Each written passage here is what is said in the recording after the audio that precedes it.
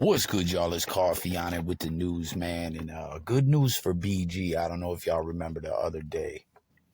Jizzle, took it to the gram. Only God could judge me. He was on his pod fives. He had that court date tomorrow, man. And it seems the court date went good because that what was to determine if he was going to have to go back in on that violation.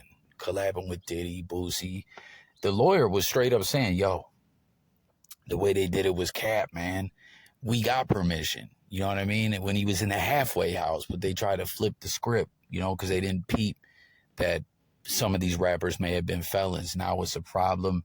And it seems it went well for Jizzle, because if not, he would be locked up. As you see, he went back to a spot that he was at, I believe, as a juvenile, speaking to the youth, trying to make a difference. And that's what's up, right? He says, stepping back into the city that built me and feeling the love and imprint I left behind while away was amazing. The love is mutual and I'll be back soon. I spoke to the juveniles at the Juvenile Justice Intervention Center and walked away feeling just as good, because I know if I reach at least one, then I did my part. So I think he actually traveled as well, because he's been staying in Vegas, and that's where he had to go to court. This is back in New Orleans, I believe. So good for Jizzle, man. You know what I mean? They were trying to put it back in after doing 12. Could you imagine that, man? I seen it happen to a lot of cats. They come home and get violated on some bull-ish, but that's a W for BG.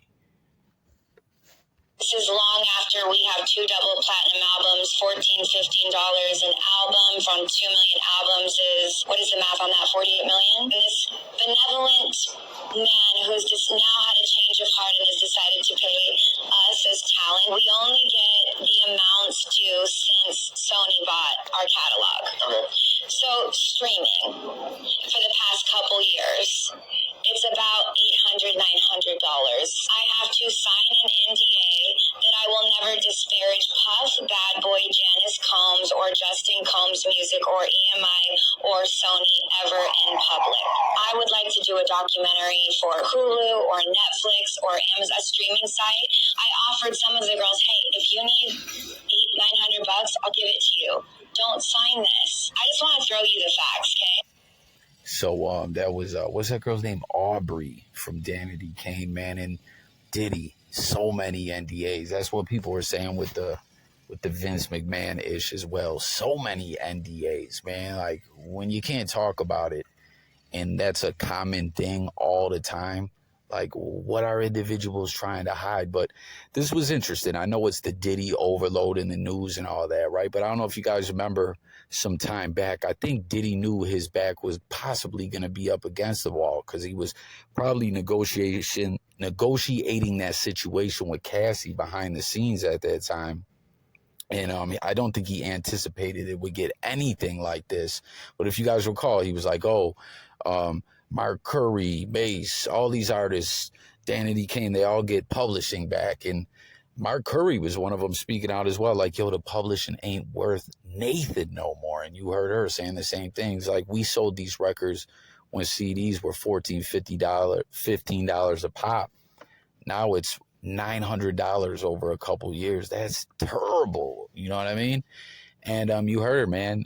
Like, she was trying to tell these other girls, don't sign it. Don't sign it. Here, I'll give you $900. And, like, they need the money. It's a shame, man. And, you see, I pulled this thing about when Mace ran up on Diddy at some radio station. This was back in, like, 2009. I thought Diddy pulled a slick one on him, where Mace got him to sign a release to let him off Bad Boy Records. Because if you guys remember, 50 couldn't work getting Mace out of his Bad Boy deal. You remember Mace did that run with G-Unit, toured with him, had that Crucified for the Hood mixtape, and he was on the Get Rich or Die Trying soundtrack. Like, Mace was really serious about making a run then, but Diddy was like, I'll be damned if it ain't gonna be under the Bad Boy banner, because when he came back with Bad Boy, he just dropped a project and was back out. Fifth was really trying to make a run with him. Remember, he was in a window shopping video. So I thought that was like the same situation when he bum rushed him in this radio, that, like, Diddy signed something saying Mace is free, but then it ended up not really being like that. But I don't know. I couldn't find none about it. Apparently, he really released him. I don't know. I think he pulled a slick one on him. But that's just so manipulative to like, oh, let me make the world think I'm doing all this good. But really, it's a fugazi. You know what I'm saying? It's straight cap. That's grimy, man. You know what I mean? Yeah, sorry. The next news segment's got to pull up. But yeah, this was crazy, right? So I don't know if y'all saw this. This was in Oregon. Some dude was going, look at that. Went into the store right after a saw comes flying from a construction site. Just misses the dude. It didn't even look like dude even never knew his life was almost on the line. And it's so wild the way I think of things and remember things. I don't know why. This made me think of the Lost Boys Tight Situation song. Y'all remember that? That was a banger, man. R.I.P. Freaky Ty. You know, like the Lost Boys don't get their flowers like they should, man. Like they're dope. They're fire, man. I don't, because that was a tight situation. So just made me think of that. That's what's so beautiful about coffee, talking it up. Certain things will have me segueing into other things, you know. So make sure y'all subscribe and get in the comments. You know, Lost Boys. Like when someone told me they didn't know who the Lost Boys were, I was like, what? I say, Wack, when you wake up in the morning, what's on your mind? I say, living. What else? Grinding. What else? Laughing at these weirdos who wake up with me on their mind. Shit crazy. But nevertheless, check this out. Tune in to Tronics Network. This Blueface shit, uncut, is going crazy. Me and Ray J got into it about the edits. Fuck that, we ain't editing nothing. Nigga, let it go. If she got faded, she got faded. You know? If he got knocked out, he got knocked out. It is what it is. Download Tronics Network. Hey, link in my bio, download it, and get to it. Episode 1 and 2 already out. You will not be disappointed. The ratchetness, the griminess is at an all-time high. Yeah, it's the Wack100 edit. My first one, and I don't give a fuck. Look at Wack, man.